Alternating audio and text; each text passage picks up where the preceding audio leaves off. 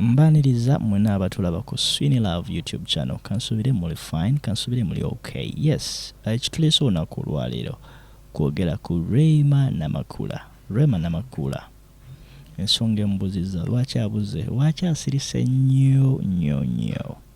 Kiki ekiri muliko, kiki ekyamutuukako, na biki ebiyinza obbanga bimuleetedde okuba nga abula bw'atyo.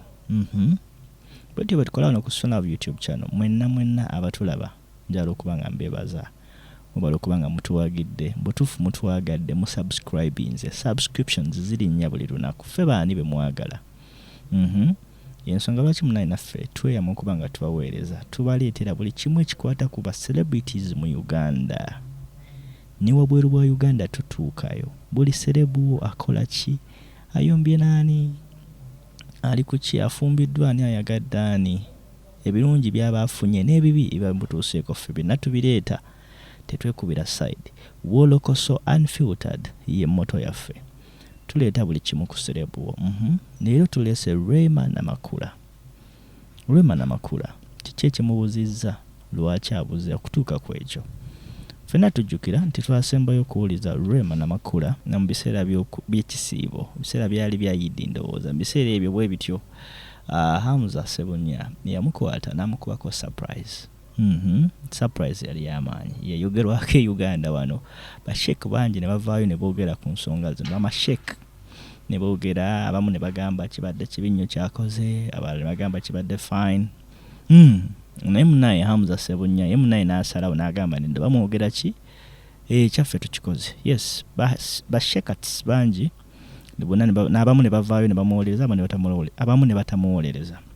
Naye mu mbeera eyo Hamza yakwata Rema Namakula n'amwetikka n'amutwala e Dubai, ku holiday e Dubai. Yes, ate teyatwala Rema yekka kubeerayo bwomu oba kubeera babeere bombi bokka. Yakwata family ye n'agenda nabo side zaawe Dubai, ne banywerwa obulamu, ebifaananyi byafuluma nga ebifaananyi bali okay, bali happy, bali fine. Abantu abamu ne beebuuza lwaki amukutte mu kana akaseera omutwala e Dubai. Family zonna ezibaamu n'ensonga oba n'obutabanguko oba n'obutakwatagana mu family, naddala eri abaagalana, batwala obudde ne bagendako out ne barelaxingamu. Abamu ku bantu baageresa nti y'ensonga lwaki Hamza yakwata Rema n'amutwala ebweru. Simanyi bakituufu oba si kituufu, nze naawe tuba twebuuza. Okay, ensonga tuleese nkugambye twogera ku Rema wakyabuze. Tujjukirako emabegako katono bwe twalina emikolo gya Rema Namakula, gyali side zaawo ku Masaka Road. Nabbingo, yes, gyali Nabbingo. Tujjukira nti ku bagagga abasituka okwogera, ku bahaaja abasituka okwogera, kwaliko omwami Kirumira.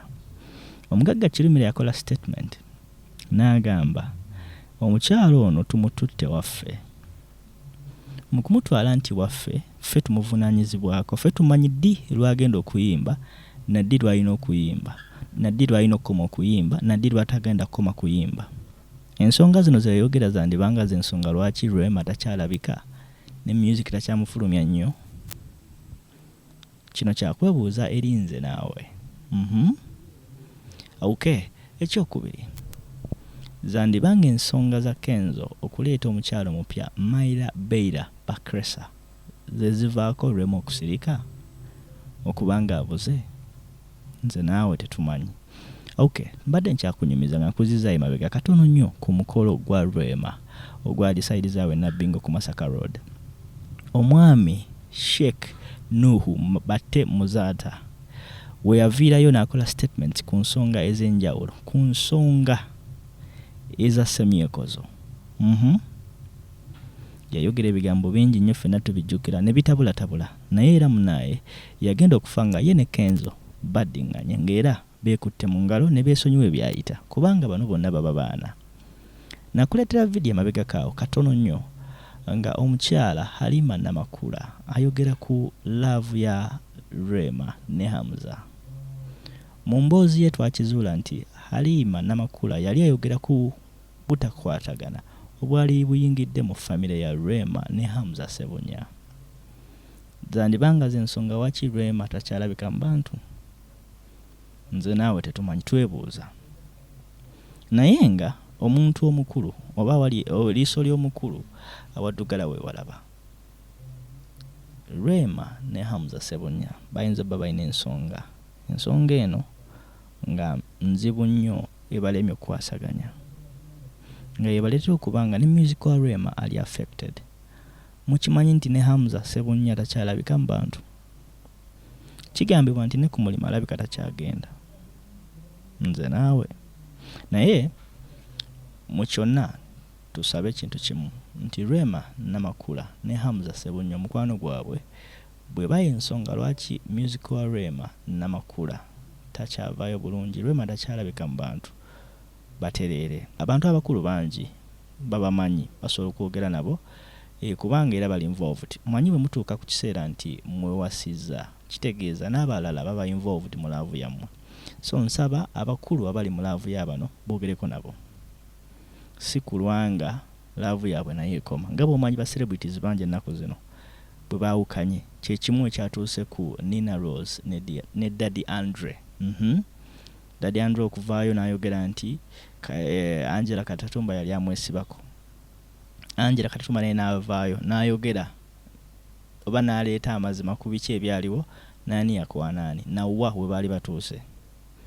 Ba celebrities baawukanye bangi. Katusabe nti Rema Namakula ne Hamza Ssebunya tebaawukanye, kubanga bwe kibanga kyekyo kiyinza okuleetawo obuzibu mu music wa Rema Namakula, ate nga bangi abamwagala. Nze naawe tukimanyi nti bangi abakola ki abamwagala. Okay, munzikirize enkomaawo n'okubeebaza mwebale kubanga mulaba Swin Love YouTube channel, bali kubanga musubscribing. Abantu bonna ababeerako ne mulaba musharinga links zaffe, ekintu kyemukola kirungi, tubeebaza.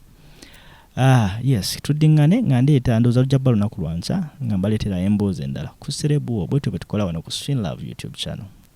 Mwebale kubanga mutulaba. Bye bye.